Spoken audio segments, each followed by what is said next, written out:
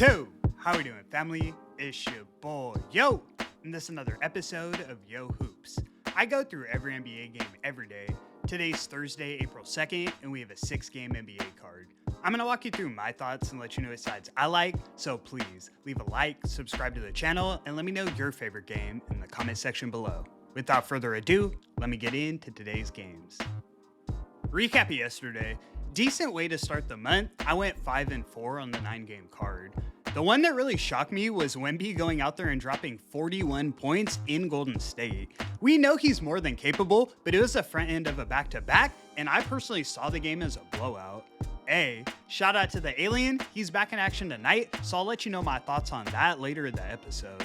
6 games tonight. Let's get right back in that win column as we do so well. In our first matchup of the evening, we have the Minnesota Timberwolves in Detroit taking on the Detroit Pistons. Pistons are minus 160 on the money line, and the total is 225. I can admit it, I was wrong about the Pistons without Cade.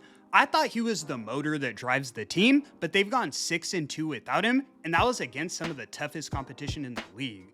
Their only 2 losses were against the Thunder and the Hawks. I'm still leaning towards them coming up short at some point, but rather than taking a side here, I'm looking at a prop. I'm taking Jalen Duren to go over 10.5 rebounds. It's a little juiced at minus 135 odds, but that's the way I have to play it. He's their only real big available tonight, and he's gone over this line in 7 of his last 10 games. We just saw this same matchup in Minnesota on Saturday, and Duren had 13 boards and a blowout win. Him active on the glass is the only way I see Detroit's as favorites against Rudy Gobert and Julius Randle. I'm gonna lock it in as my first selection of the evening. Up next, we have the Phoenix Suns in Charlotte taking on Charlotte Hornets. Hornets are minus 210 on the money line, and the total is 223.5. This is actually a really interesting matchup because both of these teams are tied for the #1 ATS record in the league. 46-30, you're cashing at a 60% clip just betting on either of these teams every night. Obviously, Charlotte's done a great job of turning their season around, but I'm still not 100% sold on them as a contender.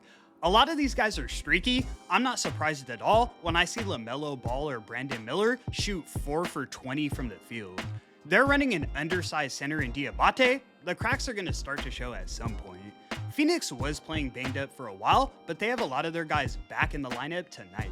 Dillon Brooks is active, and now Mark Williams has been upgraded to questionable. I can see this game coming down to the wire, but in that case, I want 5 points in my back pocket. I'm taking the Suns plus a 5.5 as my next selection of the evening. Up next, we have the Los Angeles Lakers in Oklahoma City taking on Oklahoma City Thunder. Thunder minus 360 on the money line, and the total is 231.5.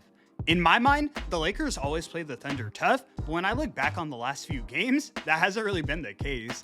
OKC is 4-1 in the last 5 meetings, and they covered this line in 3 of the 4 wins. I guess 2 of them are pushes because they won by 9, but either way, the Thunder have dominated. The Lakers are making that playoff push, and Luka's playing on another level, but their biggest problem is where OKC excels the most: depth.